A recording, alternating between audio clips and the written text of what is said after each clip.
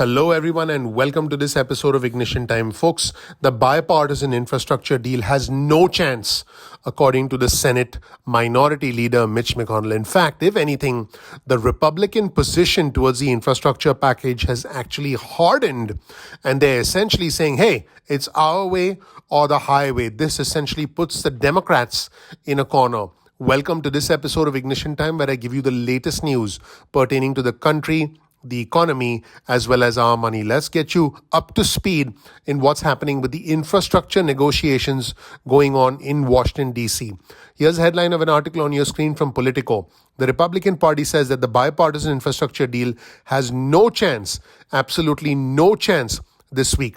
Despite the looming threat of collapse, moderate Democrats are signaling that they are comfortable with what the Senate Majority Leader Chuck Schumer is saying. So what exactly is going on? Well, folks, Senate Republicans have warned that they will filibuster a Wednesday test vote on a bipartisan infrastructure deal if the Senate Majority Leader Chuck Schumer follows through with forcing one. So here's what's going on. Basically, the Republicans are going to get in the way and say, we don't want this infrastructure deal until the bill is fully fleshed out. In fact, the Senate Minority Leader, Mitch McConnell, said that the Republicans, I quote, need to see the bill before voting to go to it. I think that's pretty easily understood. Here's a quote from Senator Roy Blunt of Missouri. He's the number 4 Senate Republican. He predicted there is no chance that 10 Republicans would join 50 Senate Democrats to advance the bipartisan agreement. This, by the way, is what President Joe Biden is really pushing for. And this is what Blunt said. He said, there's no bill.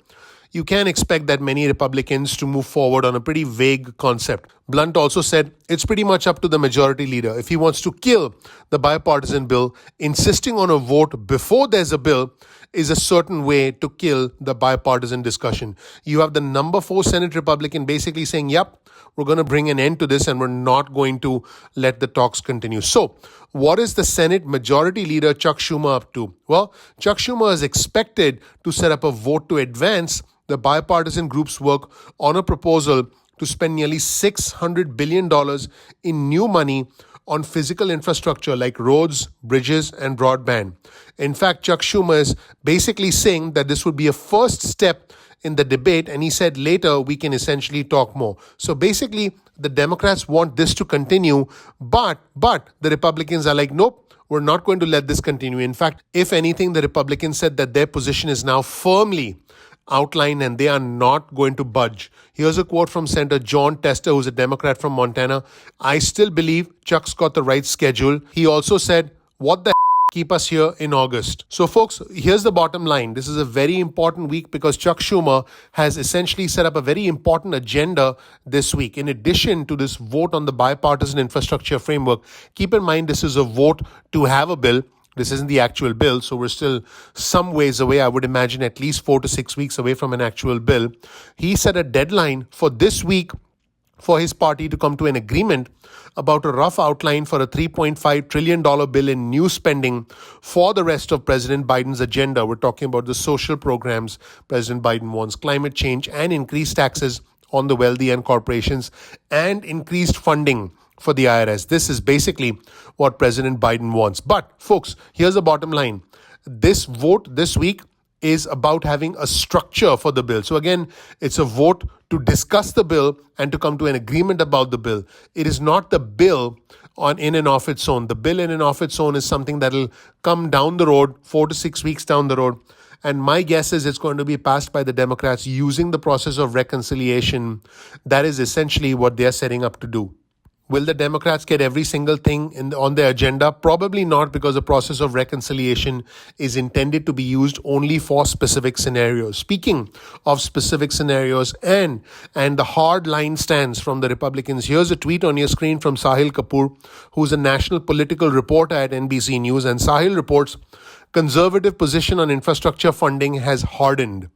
No reversing the Trump tax cuts, no tax hikes of any kind, and no extra IRS money for tougher enforcement of existing tax laws. So folks, the bottom line is that the Senate Minority Leader, Mitch McConnell, and all the Republicans do not want a reversal of the Trump tax cuts, that resulted in the richest amongst us paying less by way of taxes. Also, the Republicans do not want tax hikes of any kind. They simply don't want any tax hikes. That's it. Now, President Biden wants to raise taxes on families making more than $400,000 a year. The White House wants to make sure that the rich who find ways to avoid taxes indeed do pay their fair share of taxes, which is why President Biden wants more funding for the IRS for tougher enforcement of their existing tax laws. Unfortunately, the Republicans have a set position. In fact, this is their line in the sand. This is their red line, if you will. And once again, let's show you the tweet from Sahil Kapoor on your screen right now. Conservative position on infrastructure funding has hardened. No reversing the Trump tax cuts, no tax hikes of any kind, and no extra IRS money for tougher enforcement of existing tax laws. This now means that there's going to be a showdown between the Republicans and the Democrats are going to have to resort to the process of reconciliation. This also means that the conservative Democrat from West Virginia, Joe Manchin, his vote becomes critical for the Democrats, because without him, the Democrats are not going to be able to get anything done. They are not going to be able to pass President Biden's agenda. Now, is it likely that President Biden picks up the phone and speaks to conservatives like Senator Susan Collins from Maine? Is he likely to actually speak with Senator Shelley Moore Capito, the Republican from West Virginia, and other individuals who he feels he might be able to get on his side? Folks, in the world of politics, anything is possible. But one thing is for sure: the Republicans and the Democrats are at odds with each other right now. There does not seem to be a clear path forward.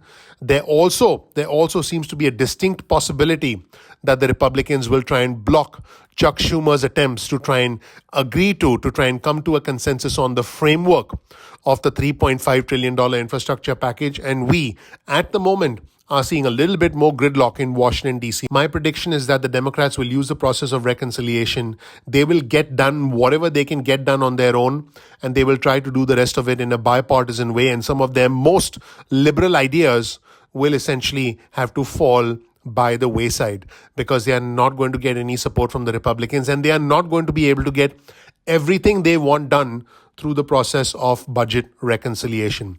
That's where things stand, everyone. My name is Dr. Nitin Chhoda with Ignition Time. Welcome to our channel. I appreciate you watching this video all the way through to the end. Please click the like button. Please subscribe. Please enable notifications. That is your way of supporting our channel. That would mean a lot to me personally. I believe the best ideas come from both the Republicans and the Democrats, and the country moves forward when we take the best ideas from both sides.